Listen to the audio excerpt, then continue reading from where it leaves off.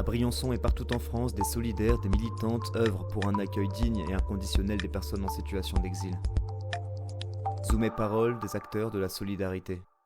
Qu'est-ce que tu attends des pouvoirs publics et de l'État quant à l'accueil des personnes en situation d'exil ? Alors déjà, une première chose, moi ce que j'attends de l'État et des pouvoirs publics, c'est qu'ils arrêtent de jouer avec les peurs des gens, de faire des politiques inhumaines qui servent aussi de courroie à l'extrême droite en véhiculant leurs idées et en les mettant en place. C'est un peu le gouvernement qui propose à l'Assemblée nationale des lois qui soient assez xénophobes et assez inhumaines.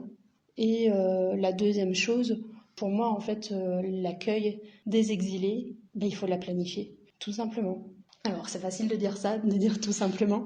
Sortir du paradigme de refoulement systématique à la frontière qui peut être parfois létal pour certaines personnes et de se dire, ok, il y a des personnes qui traversent les frontières, qui sont sur un parcours d'exil, et très bien, on va les accueillir. C'est quoi pour toi un modèle d'accueil idéal ? Ce serait d'instaurer un service public, mais réellement, puisque c'est le rôle de l'État de faire respecter les droits internationaux, les droits de l'homme aussi, et faire en sorte que les exilés puissent avoir accès à plusieurs services, que ce soit l'orientation, que ce soit avoir le droit de travailler, avoir le droit aussi d'aller à l'école, d'apprendre la langue, faire en sorte qu'ils puissent s'intégrer, ou alors leur donner des informations pour qu'ils puissent aussi continuer leur parcours, parce que pour certains, la France n'est juste qu'une étape. Chaque personne soit vraiment considérée comme une personne et pas un danger potentiel, un flux, un effet de masse. Il y a besoin d'humaniser la personne qui est en situation d'exil. Enfin voilà, il devrait avoir accès à tous les services dont les Français ont accès, quoi.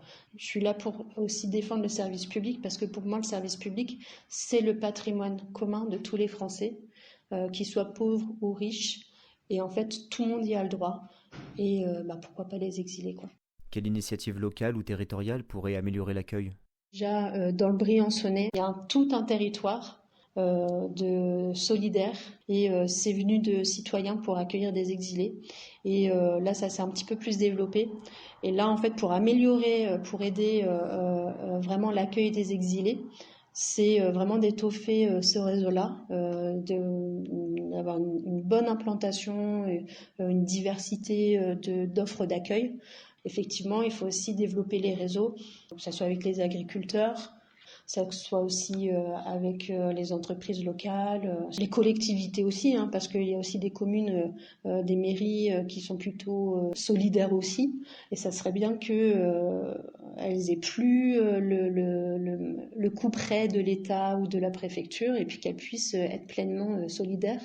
Et ça existe. Il y a l'ancien maire de Grande-Synthe qui avait attaqué l'État sur l'accueil des exilés et qui a gagné au Conseil d'État. Donc des initiatives, c'est possible et ça existe. Les développer, c'est pas si simple que ça, j'en ai conscience.